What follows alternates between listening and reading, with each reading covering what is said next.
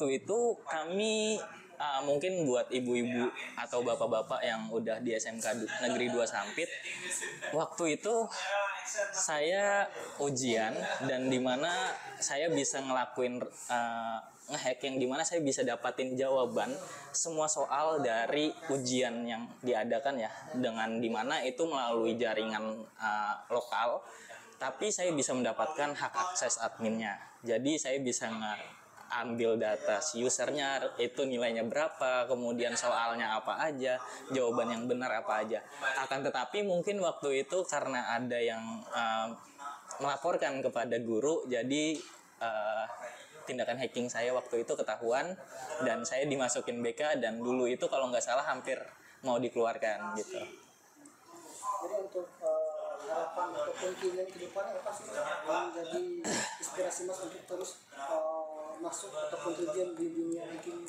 Oke, nah mungkin kalau misalnya aspirasi dan pengennya apa gitu, yang salah satunya kita nggak nutup kemungkinan ya, kita pengen berkarya terus di bidang hacking, dan kalau bisa sih mengharumkan nama Kotim ya, karena kita salah satu hacker yang besar di Kotim, kita juga pengen nama Kotim juga baik. Jadi kita pengennya kita grow terus, dan juga kalau bisa kita jadi top 1 di dunia gitu. Nah, tapi kalau paling tidak kita bisa top lah di kalangan cyber security. Iya. Bisa dijelaskan sedikit terkait penghargaan itu? Oke, nah dari Google sendiri itu sebenarnya kayak gini. Google itu kan ada namanya book hunter program ya, atau book bounty program, yang dimana kita itu diminta atau ditantang sama si Google, siapa yang bisa ngeretas sistemnya maka dia akan diberikan reward atau hadiah.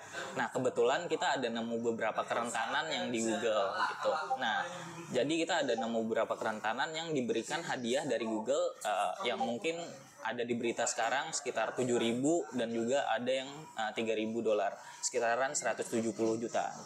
Sejauh ini Mas, berapa sih aplikasi atau website yang pernah Mas bobol? Oke, kalau di bobol sendiri kita garis bawahin dulu untuk ini kita bukan black hat hacking, tapi kita white hat hacking.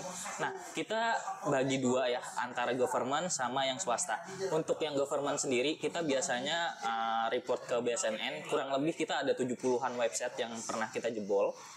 Kemudian untuk yang tidak government atau swasta kayak Google, kemudian ada SEA Group seperti Shopee dan lain sebagainya, itu sekitaran ya ada 200-an lebih yang website yang kita jebol dengan beberapa penghargaan yang kita dapatkan.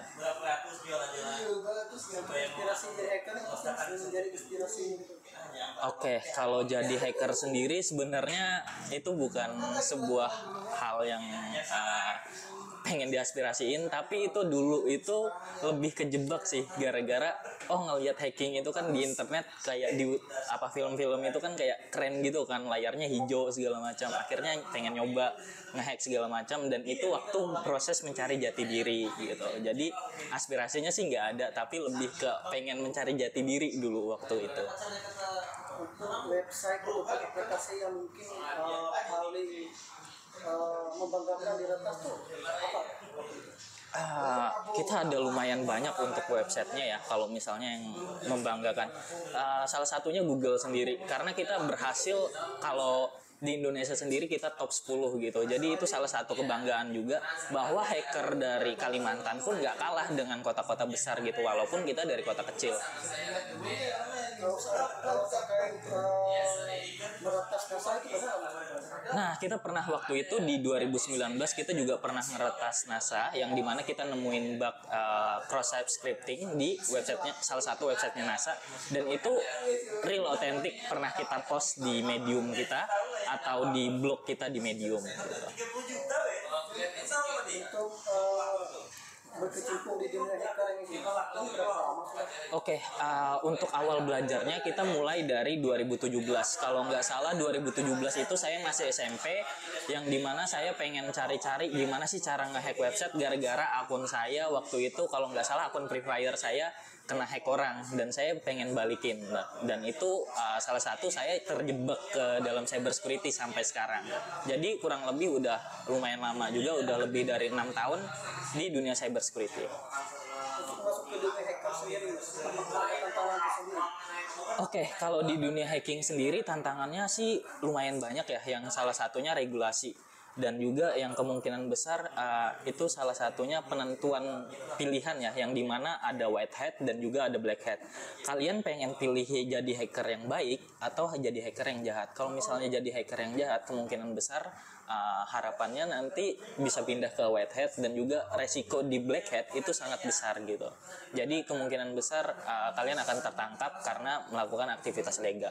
Lebih bagus ke white hat-nya karena dia itu legal dan juga dia ada ketentuan dan syaratnya kayak gitu. Ethical hacking namanya, hacker etis.